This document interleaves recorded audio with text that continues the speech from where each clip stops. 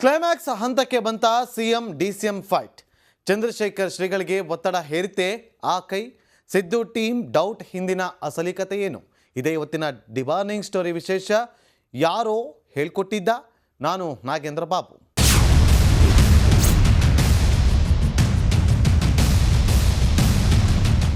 Lok Sabha election ಮುಗಿದ ಒಡನೆಯೇ ಕಾಂಗ್ರೆಸ್ನಲ್ಲಿ ಮತ್ತೆ ಆರಂಭವಾಗಿದ್ದು ಸಿಎಂ ಡಿಸಿಎಂ ಸಂಗ್ರಾಮ.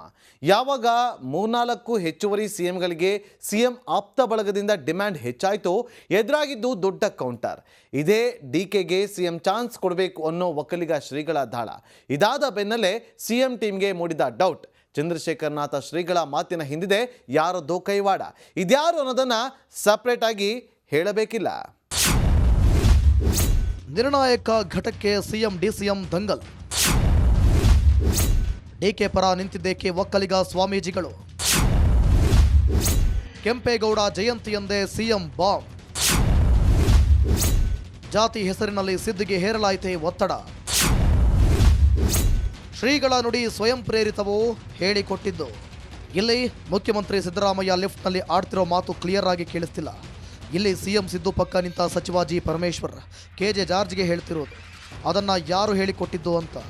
ಅದನ್ನು ಅಂದರೆ ಇಲ್ಲಿ ಸೂಕ್ಷ್ಮವಾಗಿ ಗ್ರಹಿಸಬಹುದಾಗಿದ್ದೇನೆಂದರೆ, ಮೊನ್ನೆಯಷ್ಟೇ ಕೆಂಪೇಗೌಡ ಜಯಂತಿ ದಿನ ಸಿದ್ದು ಎದುರಿಗೆ ಚಂದ್ರಶೇಖರನಾಥ ಸ್ವಾಮೀಜಿ ಡಿಕೆಗೆ ಸಿಎಂ ಪದವಿ ಬಿಟ್ಟುಕೊಡುವಂತೆ ಬಹಿರಂಗ ಬೇಡಿಕೆಯೋ ಸಲಹೆಯೋ ಏನನ್ನೋ ಒಟ್ಟಿನಲ್ಲಿ ಹೇಳಿದ್ರಲ್ಲ. ಆ ಮಾತು ಸಿದ್ದುಗೆ ದೆಹಲಿಯಲ್ಲೂ ಕಾಡದೆ ಬಿಟ್ಟಿಲ್ಲ. ಹೊಸ ಸಂಸದರಿಗೆ ಅಭಿನಂದನೆ ಹೇಳೋ ಜೊತೆಗೆ ಕೇಂದ್ರ ಸಚಿವರನ್ನ ಭೇಟಿ ಮಾಡೋಕ್ಕೆ ದಿಲ್ಲಿಗೆ ಹೋಗಿದ್ರಲ್ಲ ಸಿದ್ದು, ಅಲ್ಲೂ ಅವರ ಕಿವಿಯಲ್ಲೇ ಅನುರಣಿಸ್ತಾ ಇದ್ದಿದ್ದು ಶ್ರೀಗಳ ಆ ಬೆಂಕಿ ಬಿರುಗಾಳಿ ನುಡಿ. ನಮ್ಮ ಡಿಕೆ ಶಿವಕುಮಾರ್ ಒಬ್ಬರು ಮಾತ್ರ ಮುಖ್ಯಮಂತ್ರಿಗಳಾಗಿಲ್ಲ. ಆದ್ದರಿಂದ ದಯವಿಟ್ಟು ನಮ್ಮ ಸಿದ್ದರಾಮಯ್ಯನವರು ಈಗಾಗಲೇ ಅನುಭವ ಮಾಡಿದ್ದಾರೆ. ಈ ಮುಂದೆ ನಮ್ಮ ಡಿಕೆ ಶಿವಕುಮಾರ್ದವರಿಗೆ ಅಧಿಕಾರ ಬಿಟ್ಕೊಟ್ಟು ಅವ್ರಿಗೆ ಒಳ್ಳೆಯದಾಗಲಿ ಅಂತ ಹೇಳಿ ಅನುಗ್ರಹ ಮಾಡಲಿ ಅಂತ ಅವರಲ್ಲಿ ಕೇಳ್ಕೊಳ್ತಕ್ಕಂಥ. ಯಾಕೆಂದರೆ ಸಿದ್ದರಾಮಯ್ಯನವ್ರು ಮನಸ್ಸು ಮಾಡಿದ್ರೆ ಮಾತ್ರ ಆಗ್ತಕ್ಕಂಥದ್ದು, ಇಲ್ಲಿ ಆಗೋದಿಲ್ಲ. ಕೆಂಪೇಗೌಡ ಜಯಂತಿ ಕಾರ್ಯಕ್ರಮದಂದು ಚಂದ್ರಶೇಖರನಾಥ ಸ್ವಾಮೀಜಿ ಸಿಡಿಸಿದ ಬಾಂಬ್ ರಾಜ್ಯ ರಾಜಕೀಯದಲ್ಲಿ ಸೃಷ್ಟಿಸಿದ್ದು ಅಲ್ಲೋಲ ಕಲ್ಲೋಲ. ಈವರೆಗೆ ಡಿಕೆ ಶಿವಕುಮಾರ್ ಭಂಟರೆನಿಸಿದ ಶಾಸಕರು ಮಾತ್ರ ಅಲ್ಲಲ್ಲಿ ಡಿಕೆಗೆ ಸಿಎಂ ಗಿರಿ ಬಿಟ್ಟುಕೊಡಬೇಕು ಅಂತ ಒತ್ತಾಯಿಸ್ತಿದ್ರೆ ಅದನ್ನು ಯಾರೂ ಸೀರಿಯಸ್ ಆಗಿ ತಗೊಳ್ಳಿಲ್ಲ. ಆದರೆ ಯಾವಾಗ ಕೆಂಪೇಗೌಡ ಜಯಂತಿ ವೇದಿಕೆಯಲ್ಲೇ ಅದು CM Siddaramaiah, DCM DK Shivakumar ಅಕ್ಕಪಕ್ಕ ಕೂತಿರುವಾಗಲೇ ಅಲ್ಲಿ ವಿಶ್ವ ಒಕ್ಕಲಿಗ ಮಹಾಸಂಸ್ಥಾನದ ಶ್ರೀ ಚಂದ್ರಶೇಖರನಾಥ ಶ್ರೀಗಳು ಆಡಿದ ಮಾತು ಇಡೀ ನಾಡಿನಲ್ಲೇ ಉಂಟು ಮಾಡಿದ್ದು ತಲ್ಲಣ. ಅದರಲ್ಲೂ ಕಾಂಗ್ರೆಸ್ನಲ್ಲಿ ಭೂಕಂಪ.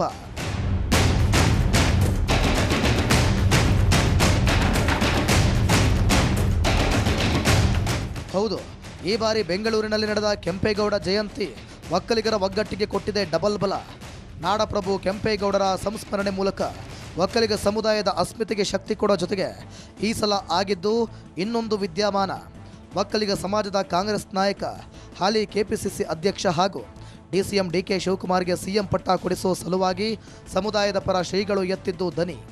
ಇಲ್ಲಿ ಶ್ರೀಗಳು ಯಾವ ಮಟ್ಟಕ್ಕೆ ಡೈರೆಕ್ಟ್ ಹಿಡಿದು ಮಾಡಿದ್ರು ಅಂದರೆ, ಕಾರ್ಯಕ್ರಮದಲ್ಲಿ ಆಸೀನರಾಗಿದ್ದ ಖುದ್ದು ಸಿದ್ದುಗೆ ಕಸಿವಿಸಿ ಏನನ್ನೂ ಹೇಳಲಾಗಿದೆ, ಒಳಗೊಳಗೆ ನುಂಗಿಕೊಳ್ಳೋ ಮುಜುಗರದ ಸನ್ನಿವೇಶ.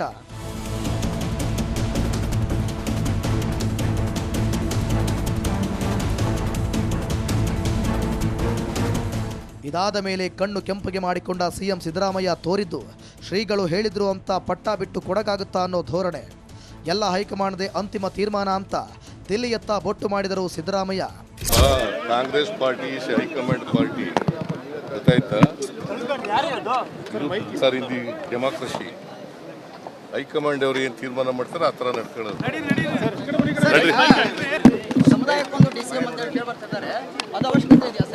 ಹೈಕಮಾಂಡ್ ಅಲ್ಟಿಮೇಟ್ಲಿ ಹೈಕಮಾಂಡ್ ಏನು ತೀರ್ಮಾನ ಮಾಡ್ತದೆ ಹಂಗೆ. ಇದಾಗಿದ್ದೇ ಬಂತು. ಇಲ್ಲಿ ತಿರುಗಿ ಬಿದ್ದಿದ್ದು ಸಿದ್ದು ಆಪ್ತ ಬಣ. ಅದರಲ್ಲೂ ಇಲ್ಲಿ ಶ್ರೀಗಳ ಮಾತಿಗೆ ಚಕಾರ ಮೊದಲು ಎತ್ತಿದ್ದು ಸಚಿವ ಕೆಎನ್ ರಾಜಣ್ಣ. ಕಾವಿ ತೊಟ್ಟು ಸುಮ್ಮನಿರೋದು ಬಿಟ್ಟು ರಾಜಕೀಯದ ಉಸಾಬರಿ ಏಕೆ ಅನ್ನೋ ಅರ್ಥದಲ್ಲಿ ಕೆಎನ್ ರಾಜಣ್ಣ ಚಂದ್ರಶೇಖರನಾಥ ಸ್ವಾಮೀಜಿಗೆ ಕೊಟ್ಟಿದ್ದು ಟಾಂಗ್. ಈಗ ಅವ್ರ ಸ್ವಾಮಿಗಳ ಜಾಗ ಬಿಟ್ಕೊಡ್ಲಪ್ಪ, ನನಗೆ ನಾನೇ ಸ್ವಾಮಿ ಆಗ್ಬಿಡ್ತೀನಿ, ಬಿಟ್ಕೊಡ್ತಾರೆ ಕೇಳಿ. ಸುಮ್ಮನೆ ಅವೆಲ್ಲ ಆಗೋವಂಥದ್ದು ಹೇಳಿದ್ರೆ ನಡೀತದೆ. ಆಗದಿರೋ ಈಗ ಸ್ವಾಮಿಗಳು ಎಸ್ ನಾಳೆಯಿಂದ ನಾನು ಬೇಕಾದ್ರೆ ಕಾವಿ ಬಟ್ಟೆ ಹಾಕ್ಕೊಂಡು ತಂದು ಬಿಟ್ಕೊಡ್ತಾರಾ? ಅವರು ಬಿಟ್ಕೊಡಲ್ಲ, ಇವರು ಬಿಟ್ಕೊಡಲ್ಲ. ನಡೀರಿ, ಯಾರ್ಯಾರ ತಲೆಯಲ್ಲಿ ಏನೇನಿದೆಯೋ ಗೊತ್ತಿಲ್ಲ. ನಮ್ಮ ತಲೆಯಲ್ಲಿ ಏನಿತ್ತು ಅದನ್ನು ಹೇಳಿದ್ದೀವಿ.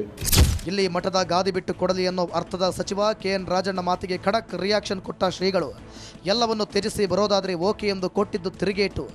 ಇದಕ್ಕೂ ಮತ್ತೆ ರಿಪ್ಲೈ ಮಾಡಿದ ರಾಜಣ್ಣ ಮತ್ತೆ ಮಾಡಿದ್ದು ಶ್ರೀಗಳ ನಡೆ ಟೀಕಿಸೋ ಕಾರ್ಯ. ಯಾಕೆಂದರೆ ಯಾವ ಬೆವರು ಸುರಿಸದೆ ಜೀವನ ಮಾಡೋದು ಅಂತಂದರೆ ಆ ಸ್ವಾಮಿಗಳು ನಮಗೆ ಒಂದೆಂಥ ಮಾರ್ಗದರ್ಶನ ಮಾಡಿದ್ದಾರೆ, ಅವ್ರಿಗೆ ಅಭಿನಂದನೆಗಳು. ಹೀಗೆ ಸಿದ್ದು ಬಣದ ಸಚಿವರು ನೇರವಾಗಿ ಧಾವಿಸಿ ಬಂದಿದ್ದು ತಮ್ಮ ನಾಯಕನ ಪರ ಗುರಾಣಿ ಹಿಡಿಯೋಕೆ.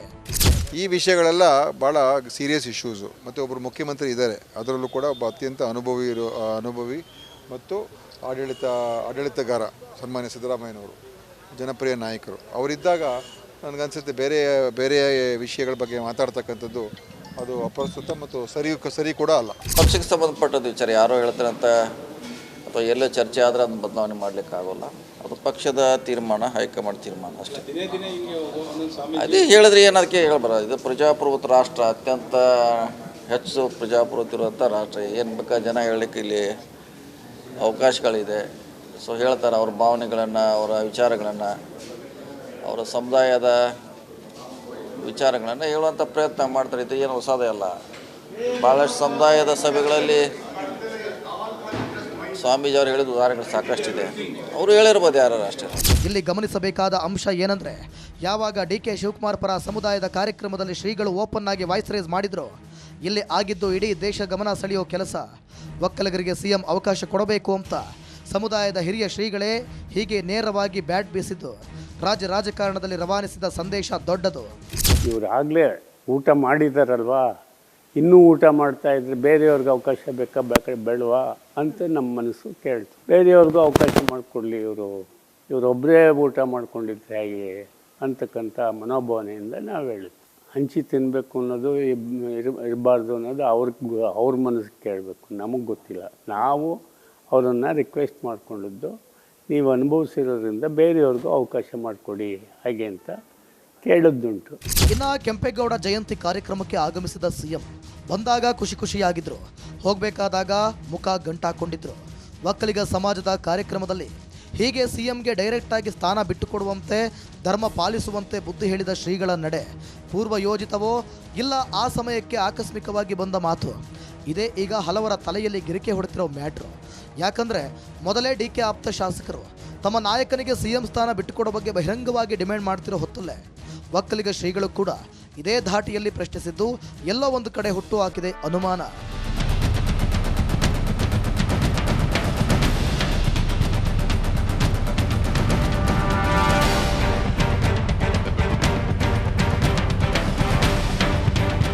ಡೌಟ್ ಏನಪ್ಪ ಅಂದರೆ, ಎಲ್ಲೋ ಒಂದು ಕಡೆ DK ಶಿವಕುಮಾರ್ ಚಂದ್ರಶೇಖರನಾಥ ಸ್ವಾಮೀಜಿಗೆ ಹೀಗೆ ಸ್ಟೇಜ್ನಲ್ಲೇ ಡೈರೆಕ್ಟ್ ಆಗಿ ಸಿದ್ದುಗೆ CM ಸೀಟ್ ಬಿಟ್ಕೊಡಿ ಅಂತ ಹೇಳಿದ್ರ.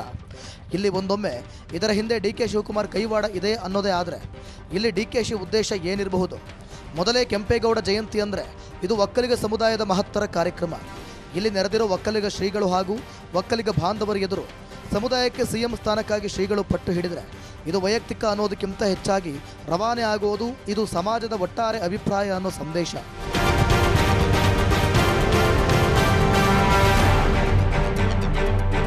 ಆಗ DKಶಿಗೆ CM ಸ್ಥಾನ ಸಿಗಬೇಕು ಅನ್ನೋದು ಇಡೀ ಒಕ್ಕಲಿಗರ ಆಸೆಯನ್ನು ಒಪಿನಿಯನ್ ಹೊರಹೊಮ್ಮಿದೆಯಂತೆಯೇ ಸರಿ. ಇದಾದರೆ ಖಂಡಿತ ಇದು ಬೀರಲಿದೆ ಅತಿ ಹೆಚ್ಚು ಇಂಪ್ಯಾಕ್ಟ್. ಇದಕ್ಕೆ ಪೂರಕವಾಗಿ ಕಾಂಗ್ರೆಸ್ ಒಕ್ಕಲಿಗ ಶಾಸಕರು ಕಾಂಗ್ರೆಸ್ ಹೈಕಮಾಂಡ್ ಮಟ್ಟದಲ್ಲಿ ಜಾತಿ ಪ್ರಾತಿನಿಧ್ಯಕ್ಕಾಗಿ ಪ್ರೆಷರ್ ಹೆಚ್ಚಿಸಿದರೆ CM ಬದಲಾವಣೆ ಕೂಗಿಗೆ ಬರಲಿದೆ ಅತ್ಯಧಿಕ ಶಕ್ತಿ.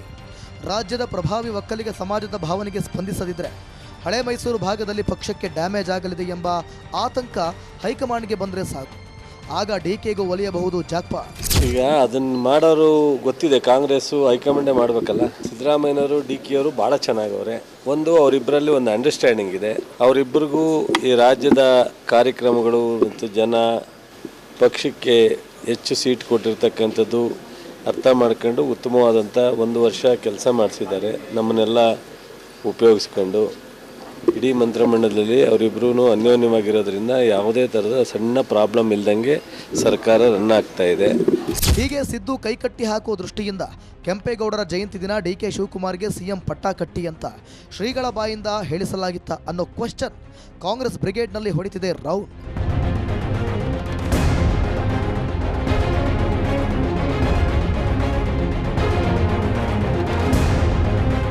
ಇಲ್ಲಿ ಗಮನಿಸಬೇಕಾದ ಫ್ಯಾಕ್ಟರ್ ಅಂದರೆ ಒಕ್ಕಲಿಗ ಸಮಾರಂಭದಲ್ಲಿ ಹೀಗೆ ಏಕಾಏಕಿ ಸಿಎಂಗೆ ಕೊಟ್ಟ ಪ್ರಹಾರ ಡಿಕೆಗೆ ದೊಡ್ಡ ಲಾಭ ತಂದು ಕೊಟ್ಟ ಬಿಡಲಿದೆ.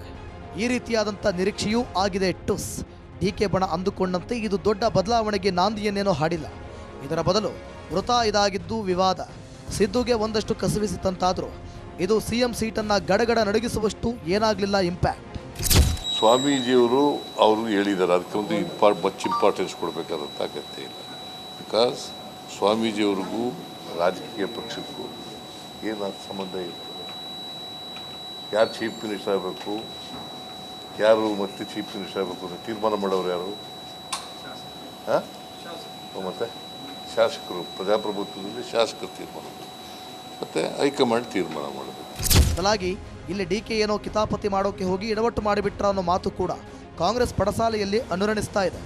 ಜೊತೆಗೆ ಇದರಿಂದ ಸಿಎಂ ಟೀಮು ಇನ್ನಷ್ಟು ಟೈಟ್ ಆಗಿದೆ. ಕೊನೆಗೆ ಯಾವಾಗ ಸಿಎಂ ಒಡ್ಡೊಲಗ ರಣಕಣ ಕೆಂಡ ಆಯಿತು, ಇದರಿಂದ ಕನಲಿದ ಡಿಕೆಶಿ ಕೊಟ್ಟಿದ್ದು ವಾರ್ನಿಂಗ್. ಸೊ ಯಾರು ಯಾವ MLAನೂ ಮಾತಾಡೋದು ಅವಶ್ಯಕತೆ ಇಲ್ಲ, ಯಾವ ಮಂತ್ರಿನೂ ಮಾಡೋದು ಅವಶ್ಯಕತೆ, ಯಾವ ಸ್ವಾಮಿಗಳ ಅವಶ್ಯಕತೆ ಇಲ್ಲ. ಅವ್ರ ಆಶೀರ್ವಾದ ಇದ್ದರೆ ದಯವಿಟ್ಟು ಒಳಗಡೆಯಿಂದನೇ ಅವ್ರು ಅರಸಲಿ ಸಾಕು. ನಮ್ಗೆ ಅಷ್ಟು ಬಿಟ್ಟರೆ ದಯವಿಟ್ಟು ಇಲ್ಲಿಗೆ ಮುಗಿಬೇಕು. ನನಗೆ ಈ CM ವಿಚಾರ ಪಬ್ಲಿಕ್ಕಲ್ಲಿ, ಮಾಧ್ಯಮದಲ್ಲಿ ಡೆಪ್ಟಿ CM ವಿಚಾರ ಯಾವ ಮಂತ್ರಿ ಆಗಲಿ ಮಾಡೋಂಥ ಅವಶ್ಯಕತೆ. ಇನ್ನು ನಾನು ಹೇಳ್ತೀರಲ್ಲ, AICC ಅವರಲ್ಲಿ ನಾನಾಗಲಿ ವಿಧಿ ಇಲ್ಲದೆ ನೋಟಿಸ್ ಕೊಡಬೇಕಾದಂಥ ಅನಿವಾರ್ಯತೆ ಯಾರು ನಮ್ಮ ಶಾಸಕರಾಗಲಿ ಯಾರೇ ಆಗಲಿ ಪ್ರಸ್ತಾವನೆ ಮಾಡಿದ್ರೆ ನಮ್ಮ ಪಾರ್ಟಿಯವರು, ನಾನು ವಿಧಿ ಇಲ್ಲದೆ ನಾನು ಶಿಸ್ತಿನ ಕ್ರಮವನ್ನು ಕೈಗೊಳ್ಳಬೇಕಾಗ್ತದೆ. ಪಾರ್ಟಿಗೆ ಶಿಸ್ತು ಇಂಪಾರ್ಟೆಂಟ್. ಯಾರು ಅಧಿಕಾರ ಬದಲಾವಣೆ ಬಗ್ಗೆ ತುಟಿ ಬಿಚ್ಚಂಗಿಲ್ಲ ಅಂತ ಹುಕುಂ ಮಾಡಿದ್ರು. ಇದಕ್ಕೆ ಜಿ ಹುಜೂರ್ ಅನ್ನೋಕೆ ಯಾರು ಇದ್ದಂತೆ ಕಂಡು ಬಂದಿಲ್ಲ. ನೋಟಿಸ್ ಕೊಡಲೇ ಬಿಡಿ, ಕೊಟ್ಟಾದ್ಮೇಲೆ ಹೇಳ್ತೀನಿ. ನಾವು ನೋಡ್ರಿ, ಅವ್ರು ಸಲಹೆ ಮಾಡ್ಬೋದು, ಸಾರ್ವಜನಿಕವಾಗಿ ಕೆಲವು ಕಾಂಟ್ರವರ್ಸಿಗಳನ್ನು ಆಗಬಾರ್ದು ಅಂತ ನಾನು ಒಪ್ತೇನೆ, ಬೇರೆಯವರು ಒಪ್ತಾರೆ. ಆ ರೀತಿ ಮಾತಾಡಿರ್ಬೋದು. ನಾವು ಹೇಳ್ತಕ್ಕಂಥದ್ದಕ್ಕೆ ಏನು ಹೇಳಿದ್ರೆ ಏನು ತಪ್ಪಾಗ್ತದೆ? ಏನು ರೀ ತಪ್ಪಾಗ್ತದೆ? ಕೇಳಬಾರ್ದ ನಾವು? ಏನು ನಾವು ಕೇಳಿದ್ದೇ ತಪ್ಪಾಗ್ತದೆ? ಕೇಳಿದ್ದೇ ತಪ್ಪಾಗ್ತದೆ ಅಂದರೆ ನಾನು ಎಂಥದೇ ಕ್ರಮ ಬಂದರೂ ನಾನು ಎದುರಿಸಲಿಕ್ಕೆ ಸಿದ್ಧ ಇದ್ದೀನಿ. ವಾರ್ನಿಂಗ್ ನಾನು ಕೇಳ್ತೀನೇನ್ರಿ? ನಾನೇ ರಾಜಣ್ಣನೇ. ನಾನು I am not for power. ಅಧಿಕಾರಕ್ಕೆ ಅಂಟ್ಕೊಳ್ತಕ್ಕ ಬಾಯಿ ಬೀಗ ಎಲ್ಲರೂ ಹಾಕ್ಕೋಬೇಕು.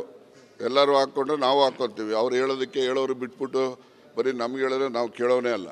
ಇನ್ನು ಯಾವಾಗ ಒಕ್ಕಲಿಗ ಸಿಎಂ ಬೌನ್ಸರ್ ಕಾಂಗ್ರೆಸ್ ಪಿಚ್ನಲ್ಲಿ ಪುಡಿದೇಳಿತು, ಒಂದೊಂದಾಗಿ ಶುರುವಾಯಿತು ಜಾತಿ ವಾರು ಸಿಎಂ ಕೂಗ್ಲಿ.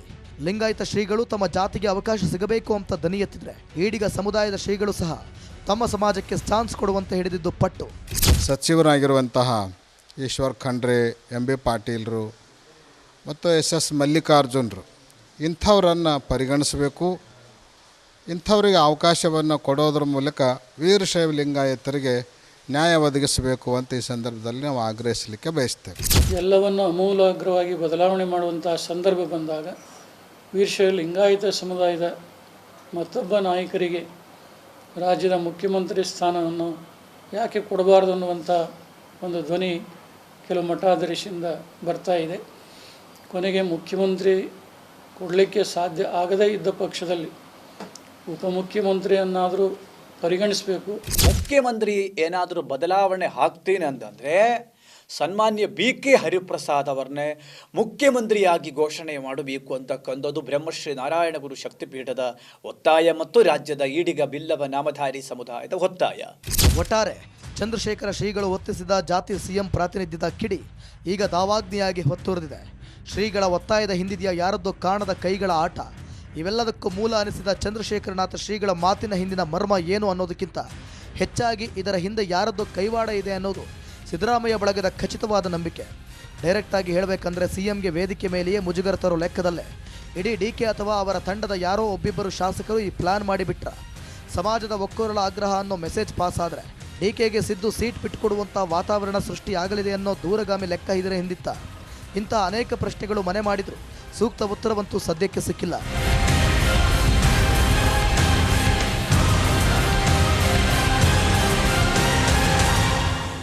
ಲೋಕಸಭಾ ಎಲೆಕ್ಷನ್ನಲ್ಲಿ ಎದುರಾಳಿ BJP JDS ವಿರುದ್ಧ ಮುಷ್ಟಿ ಬಿಗಿ ಮಾಡಿದ ಕೈ ಈಗ ತನ್ನೊಳಗೆ ಶುರು ಮಾಡಿದೆ ಡಿಶಿಮ್. ಆರಂಭದಲ್ಲಿ CM ಸ್ಥಾನಕ್ಕಾಗಿ ಕೊನೆ ಕ್ಷಣದವರೆಗೂ ಹೋರಾಡಿ ಫೇಲ್ ಆಗಿದ್ದ ಡಿಕೆ ಈಗ ಮತ್ತೆ ಶುರು ಮಾಡಿದ್ದಾರೆ ಚದುರಂಗದಾಟ. 3-4 DCM ಸ್ಥಾನ ಸೃಷ್ಟಿಗಾಗಿ ಸಿದ್ದು ಬಣ ಹೊಯ್ದಾಟವನ್ನು ಆರಂಭಿಸಿ ಅದರ ಒಡನೆಯೇ ಈಗ ಮುನ್ನೆಲೆಗೆ ಬಂದಿದೆ ಒಕ್ಕಲಿಗ ಸಿಎಂ ಕಾರ್ಡ್. ಇಲ್ಲಿ ಒಕ್ಕಲಿಗ ಶ್ರೀಗಳೇ ಡೈರೆಕ್ಟ್ ಆಗಿ ಫೀಲ್ಡ್ಗೆ ಇಳಿದ ಒಡನೆಯೇ ಕಾಂಗ್ರೆಸ್ನಲ್ಲಿ ಮೂಡಿದೆ ಕಂಪನ. ಇದರ ಹಿಂದೆ ಯಾರ್ದೋ ಕೈವಾಡ ಇದೆ ಅನ್ನೋ ಸಿಎಂ ಪಿಸು ಮಾತು ವೈರಲ್ ಆಗಿದೆ. ಅಂದರೆ ಆಟ ಈಗಷ್ಟೇ ಶುರು, ಮುಂದೈತೆ ಮಾರಿ ಹಬ್ಬ. ಬಲಿಯಾಗೋದ್ಯಾರು? ಇದೇ ಈಗಿನ ಕುತೂಹಲ. ನೋಡ್ತಾ ಇರಿ ರಿಪಬ್ಲಿಕ್ ಕನ್ನಡ, ಇದು ನಿಮ್ಮ ಧ್ವನಿ.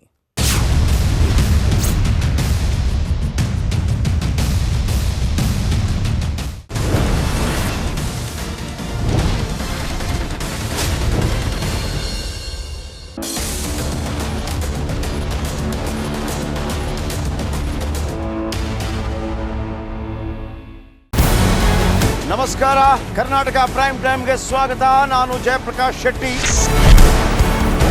ಇಡೀ ಕರ್ನಾಡು ಇವತ್ತು ರೆಬೆಲ್ ಆಗಿ ನಿಂತಿದೆ. ಈ ಹಗರಣಗಳನ್ನು ಸದನದಲ್ಲಿ ಪ್ರಸ್ತಾಪ ಮಾಡಲು ಕೂಡ ಕಾಂಗ್ರೆಸ್ ಹಿಂದೇಟು ಹಾಕಿದ್ದೇಕೆ?